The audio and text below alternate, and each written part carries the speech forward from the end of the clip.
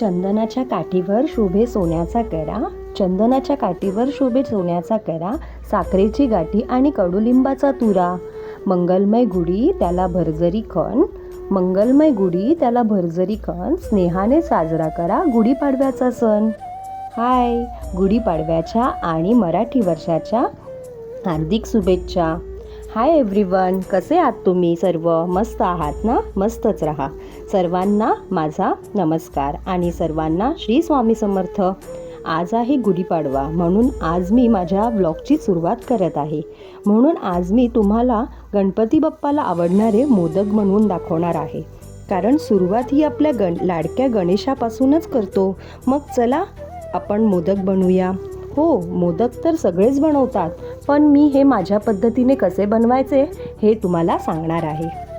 तर चला, जर तुम्हाला हे मोदक बनवलेले आवडले असतील तर चॅनलला सबस्क्राईब करा, लाईक करा आणि शेअर करा. तर चला, गणपती बाप्पा मोरया. चला तर मोदक बनवायला घेऊया. एका भांड्यामध्ये 1 वाटी पाणी घ्या. त्यामध्ये 2 चमचे साजूक तूप घाला. मग त्यावरती झाकण लावून 1 उकळी आणून घ्या. झाकण खोलून बघा, 1 उकळी आली असेल तेव्हा 1 वाटी पिठी घाला. कारण 1 वाटी आपण पाणी घेतलं होतं, त्याच्यामुळे 1 वाटी आपल्याला तांदळाची पिठी टाकावी लागेल त्याच्यामध्ये. त्यानंतर चमच्याच्या साहाय्याने त्याला चांगलं मिक्स करून घ्या.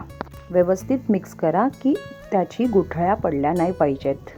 परत त्याला 2 मिनटं झाकून ठेवून द्या, मंद आचेवरती, कमी गॅस करून.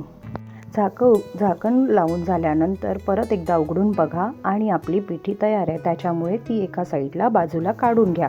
पिठी थंड होईपर्यंत मोदकाच्या आतलं सारण तयार करूया. त्याच्यासाठी 1 नारळ घेतला आहे. त्याचे काप करा आणि तो मिक्सरमध्ये वाटून घ्या.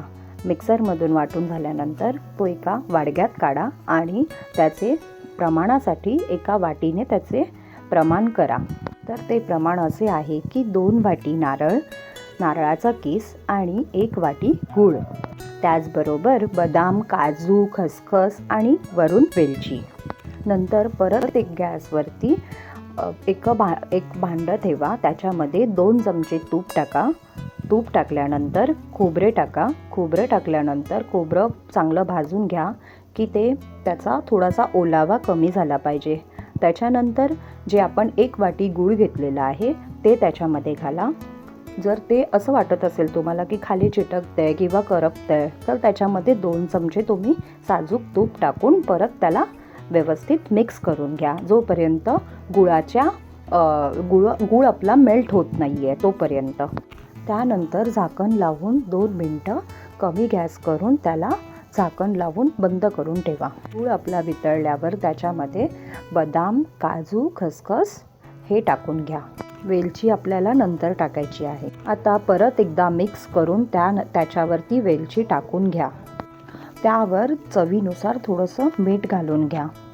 त्यानंतर आता ते खाली उतरून ठेवा. झाली आपली मोदकाच्या आतलं सारण बनवून. आता हे थंड होईपर्यंत एका साईडला ठेवा. आता आपल्याला जी आपण पिठी काढलेली होती, उखड काढली होती, त्याचे आपल्याला पीठ मळून घ्यायचे आहे. त्याच्यासाठी आपल्याला परातीमध्ये पीठ काढून घ्यायचे आहे. पीठ मळताना आपल्याला तेलाचा, तुपाचा किंवा पाण्याचा थोडा थोडा वापर करून आपल्याला मऊसर असं पीठ मळून घ्यायचं आहे. जेवढं तुम्ही चांगलं पीठ मळणार तेवढे आपले मोदक चांगले येणार. आणि जेव्हा आपण उखड काढणार तेव्हा त्याला अशा भेगा नाही पडणार किंवा चिरा नाही पडणार मोदकाला स्टीम केल्यानंतर. त्याच्यासाठी आपल्याला हे पीठ खूप चांगलं मळण्यासाठी खूप जोर लावावं लागेल आणि आपल्याला व्यवस्थित मळून घ्यावं लागेल. हे बघा, आता आपलं पीठ मळून झालं आहे. पीठ मळून थोडा वेळ त्याला रेस्ट करण्यासाठी ठेवावं लागणार. त्याच्यानंतर तोपर्यंत आपण एका पातेल्यामध्ये पाणी घ्यावं अर्धं आणि त्याच्यावरती चाळणी ठेवावी. चाळणीला चांगलं तूप लावून घ्या आणि त्याला झाकण लावून एक वाफ येण्यासाठी ठेवा. तोपर्यंत आपण इकडे आपले मोदक बनवायला चालू करूया. मोदक बनवण्याआधी थोडासा छोटासा गोळा घेऊन त्याला चांगला मळून घ्या आणि मग त्याचा गोळा बनवून घ्या. एक गोळा आपल्या हातावरती असा गोल गोल फिरवायचा आणि तुपाच्या बोटाने तूप घेऊन त्याला मध्ये असं होल करायचा.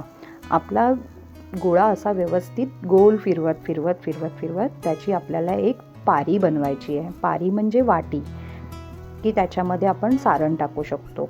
अशी आपल्याला एक चांगली, जसं तुम्हाला दाखवते तसं त्या पद्धतीने आपल्याला एक वाटी बनवायची आहे, त्याचं पारी बनवायची आहे. ही बघा आपली पारी तयार आहे. त्याच्यामध्ये हे जे मोदकाचं सारण केलेलं आहे ते 1 चमचा टाकून घ्या. त्यानंतर बोटाला तूप लावून ह्या अशा पाकळ्या बनवून घ्या मोदकाच्या. आपला एक बोट, पहिला बोट आतमध्ये असणार आणि मधला बोट आणि अंगठा हा बाहेरून दाबून त्याला अशी आपल्याला पारी बनवायची आहे, पाकळी बनवायची आहे. आणि मग त्याला एकत्र असं गोल करून त्यांचं पूर्ण असं तोंड बंद करून घ्या मोदकाचं व्यवस्थित. जसं तुम्ही गोल फिरवाल तसा तो, आणि तसं त्याला वरती प्रेस पण करायचं, म्हणजे तो मोदक आपला तयार होणार. आणि वरती आपला हा जो शेंडा आलेला आहे त्याला असं व्यवस्थित दाबून घ्या, की जेणेकरून आपण जेव्हा उकड काढणार ना त्याला अशा भेगा नाही पडल्या पाहिजेत किंवा ते असं खुललं नाही पाहिजे, म्हणून त्याचं तोंड एकदम व्यवस्थित बंद करून घ्या. हा बघा फार छान आहे की नाही मोदक हा माझा. परत एकदा मी तुम्हाला बनवून दाखवते. बघा असा गोळा घेऊन त्याची अशी पारी बनवायची, म्हणजे वाटी बनवायची. त्याच्यामध्ये 1 चमचा मोदक. आणि हो, आता बघितलात ना तुम्ही, जेव्हा मी पारी बनवत होती तेव्हा थोडंसं तुटलेलं होतं ते, तर ते थोडंसं एकावर एक करून आपण असं व्यवस्थित जॉईंट करून घ्यायचं. मग त्याच्या पाकळ्या बनवायच्या.